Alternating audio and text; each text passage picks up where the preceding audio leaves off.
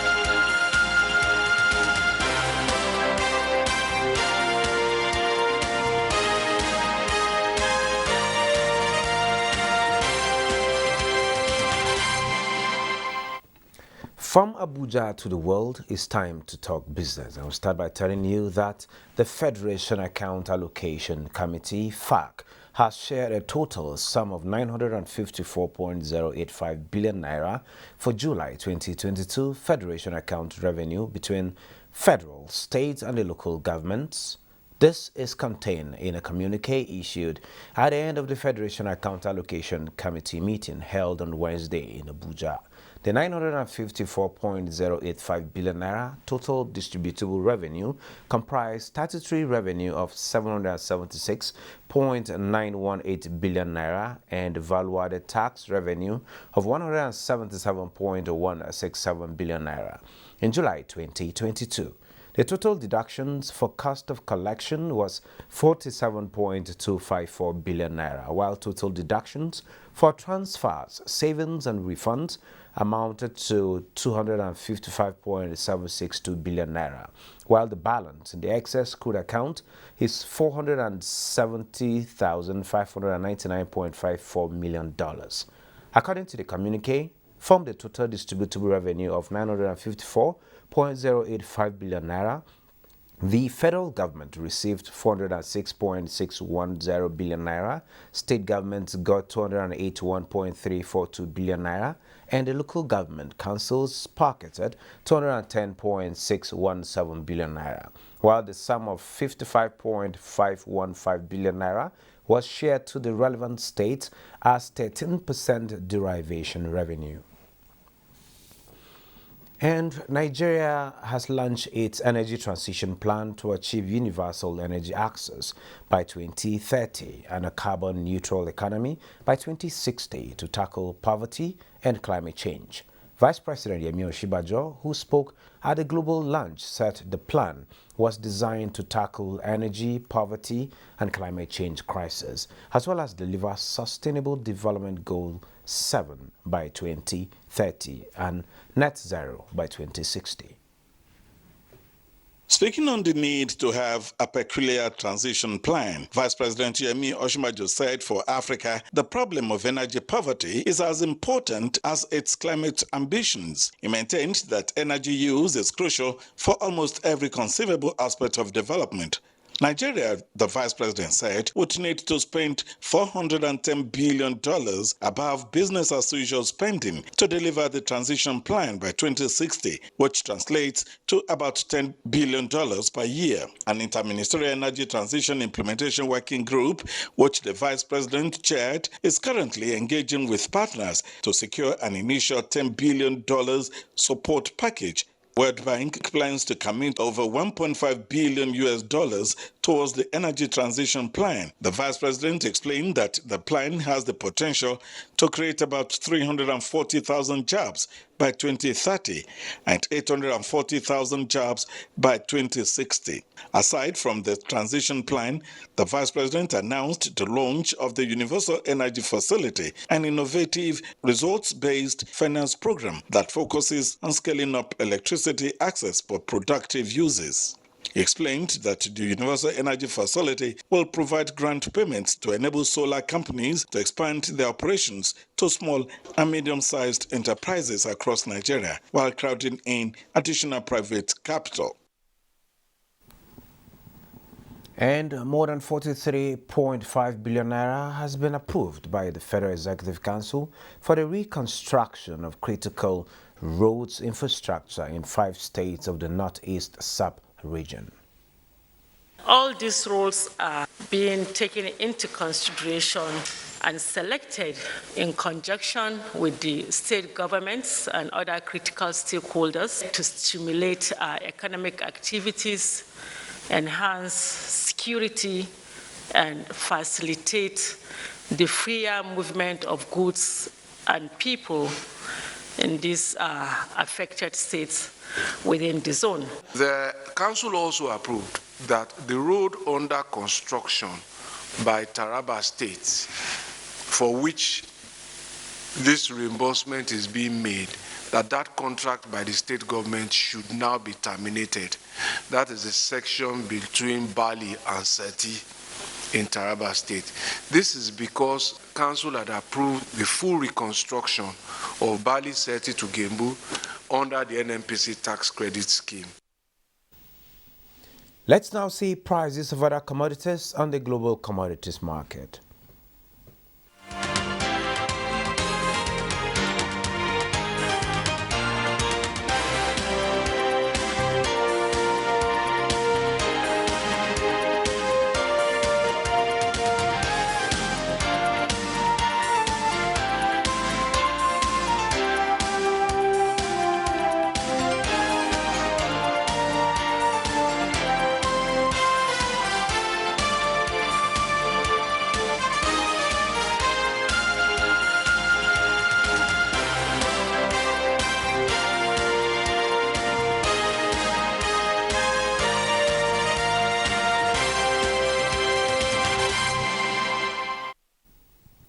Fertilizer prices are at record highs, and this, in a way, has also led to the inflation. What does this mean for the Nigerian economy, and how can this be addressed? To speak further on issues around food inflation and availability of fertilizers is the President, Agro Dealers Association, Kano State.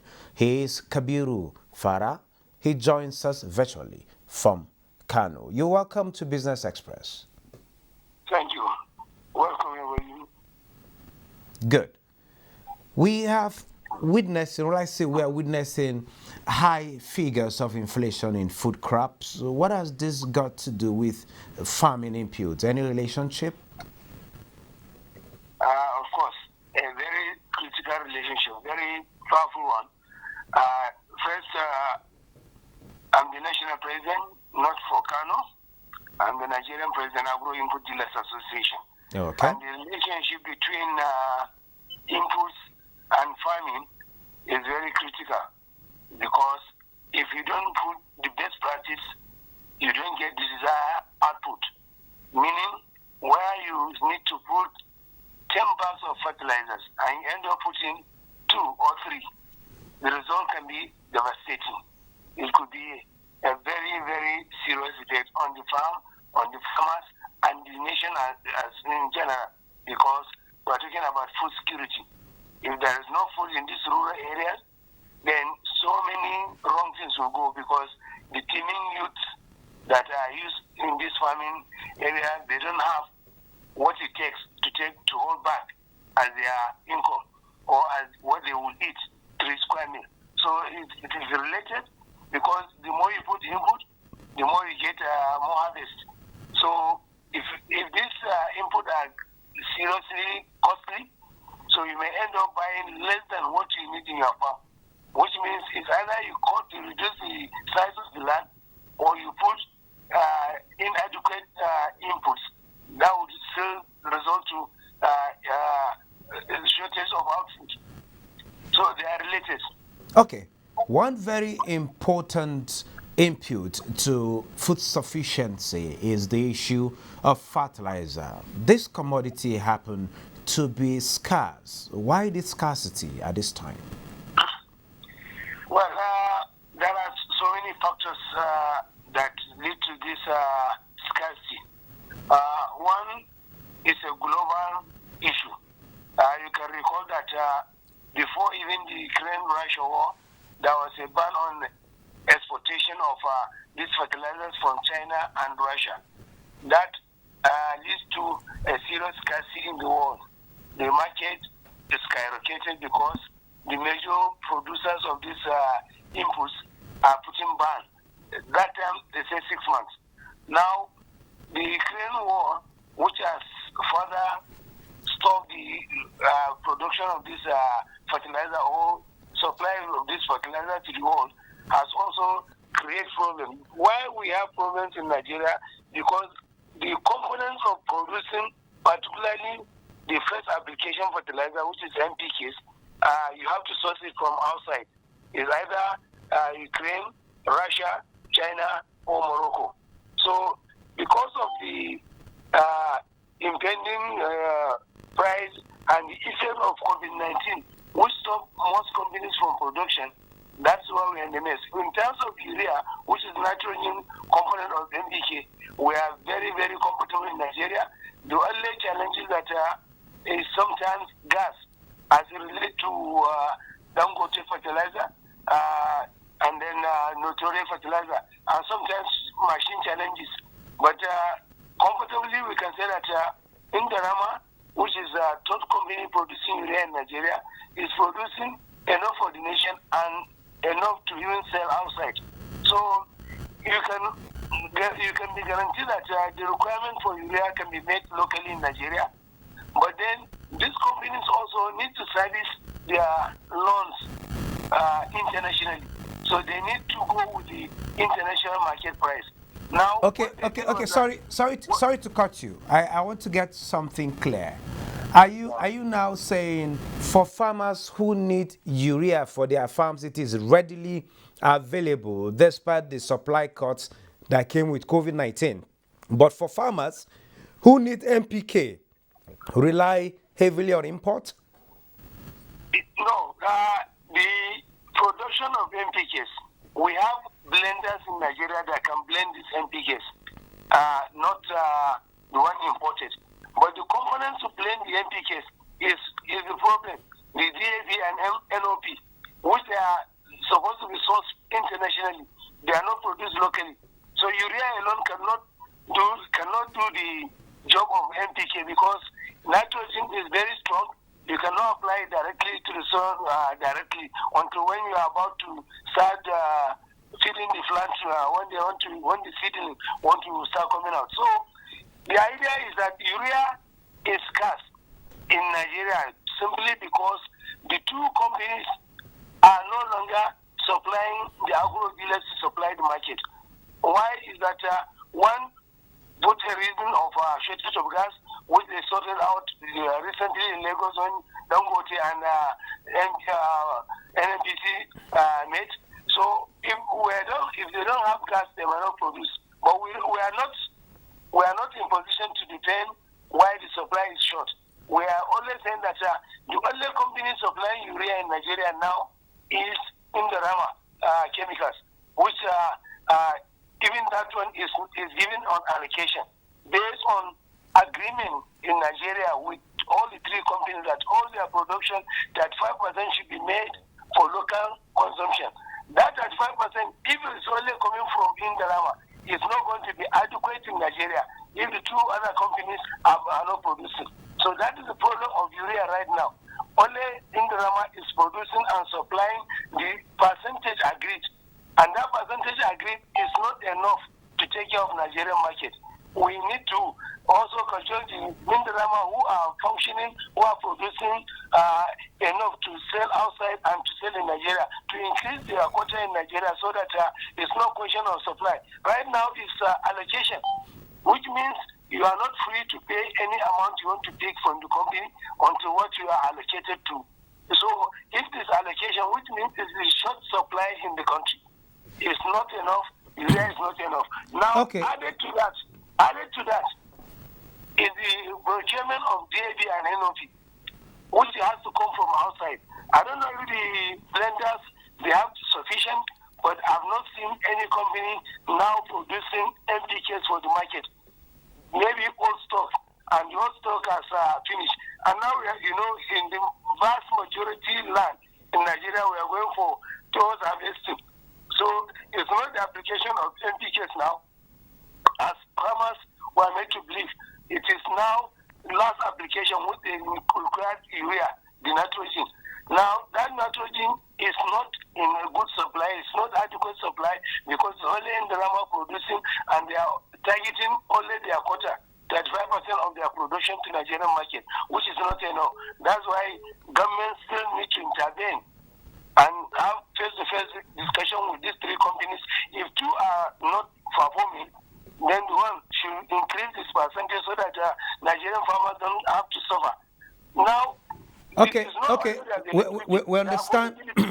We understand that Indorama is about the only company blending urea in Nigeria. Yes, I know they have support producing. I know they have support from the African Development Bank to increase capacity. But like you said, it is about a particular sharing formula. But as of the last count, if I'm not mistaken, we had about 70 fertilizer blending plants. What is happening? Why are they not in production? That is the question. They cannot produce the Indorama, Dangote, and Notori. They are producers of urea. Urea is just one component of the NPKs. Now the remaining components mostly is DAB, NOP, and limestone. Limestone can be sourced in Nigeria, but these two major important ingredients are sourced outside the country. Okay, with this supply challenge, how much is a bag of urea vis-a-vis the bag of NPK now in major markets? Possibly tell us the situation in Kano. Yeah, the situation in Kano is the same thing everywhere in the north, because the only urea company supplying is Indorama, and they've increased their price to 18,000 naira per bag, ex-Port Harcourt. So, and then with the constant rise in cost of transportation, before you can transport a bag of fertilizer from Port Harcourt to Kano, it will cost you less than 500, 600 naira. Now, to transport a bag of fertilizer to Kano from Port Harcourt, you have to spend over 2,000 naira. So before a bag of urea is available in Kano, even where it is available, it has to reach 21,000 to the agro dealers, which means it goes in the market 21,000, 22,000, up to 23,000, depends on the environment, the location you have because of the transport question. Now the transport skyrocketed also is a known to Nigerian that diesel is no longer available at the price people know. Even if so we have challenges now from getting the supply from the producers, which is Indorama. When they allocate it, you have to get the problem of getting transportation down to Nigeria. Railway is not yet working to transport these commodities needed in the cheapest way to the north. So these are the biggest challenges. Urea is going from 20 up to 23,000 naira in Kano market. And I guess everywhere in the north should be either the same or higher than that, because it depends on the transport you paid. Well, now we understand these challenges, but again, early this year, the AFDB revealed plans to tackle high fertilizer prices affecting food production in Africa. What then is the major cause of this high cost? Will their intervention now kind of bring down the prices, the issues of production, the issue of transportation and all of that?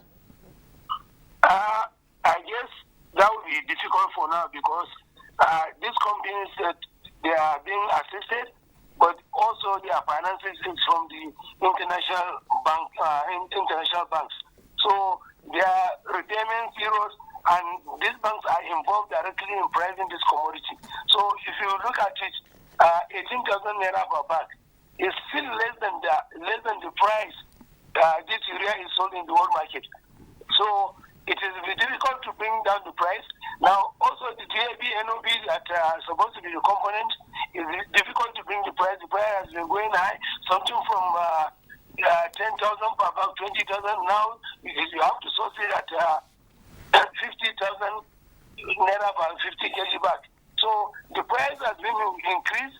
Now the only way to assist farmers is maybe one of the ways, not only, one of the ways to assist farmers is through intervention. Let it be government or non-governmental organization to join hands to see that farmers are well defined and intervention is given at the point of purchase. That is, in the past we have what we call e-wallet. Okay. A farmer will pick 2 bags and pay 1 bag. For example, if you are given 10 bags, you pay for 5 bags. That helped a lot in the past. And if that program has been put in place by now, farmers will Possibly really appreciate upscaling. it. And that means at least cost of production will reduce drastically. Like I said in the past interview with NTA, that how you make your bed, that's how you lie on it. Because if farmers incur a very big cost to produce his farm produce, of course, the end result is that the consumer will have to pay for that. Oh. So it is linked. It is linked. Okay, thank you so very much. Your call now is for more interventions. Thank you very much, Mr. Para, for sharing your thoughts with us at this particular point in time. Thank you very much. Next is our Surviving COVID-19 series.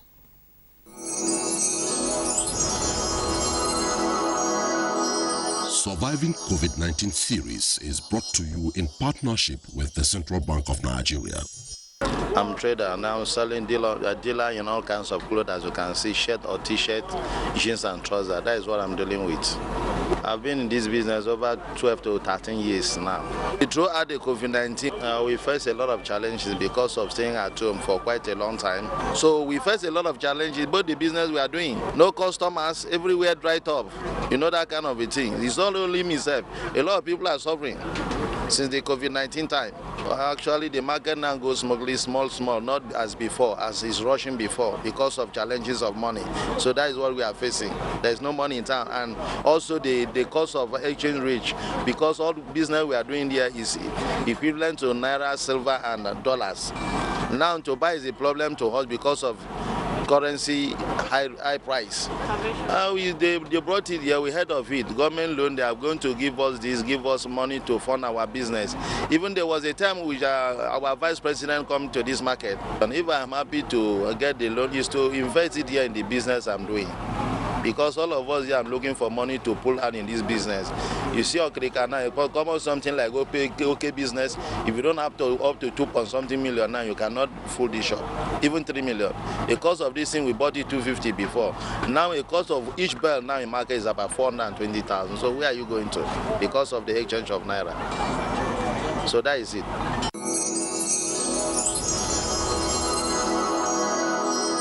Surviving COVID-19 series is brought to you in partnership with the Central Bank of Nigeria.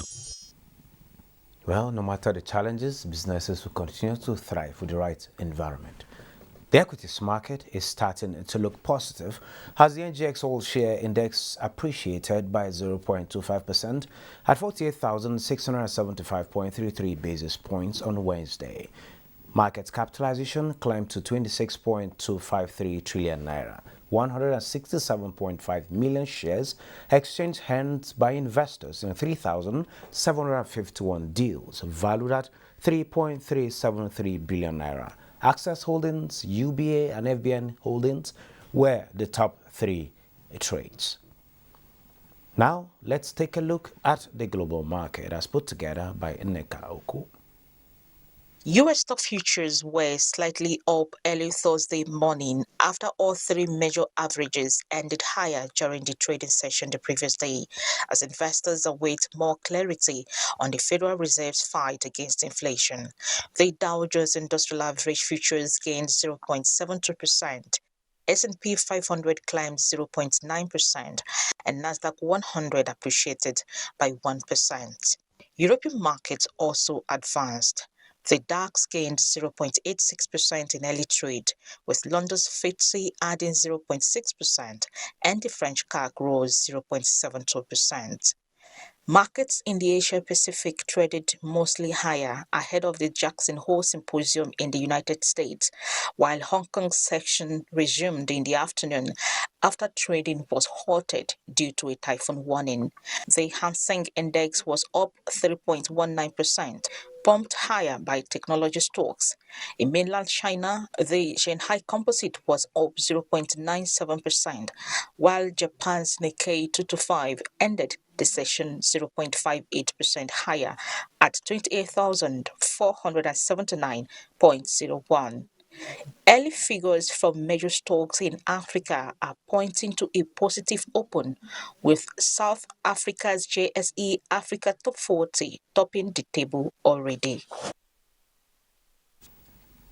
That's Business Express for the day. Don't forget, you can access all previous episodes on YouTube. I'm Benny Adams saying, have a blessed day ahead.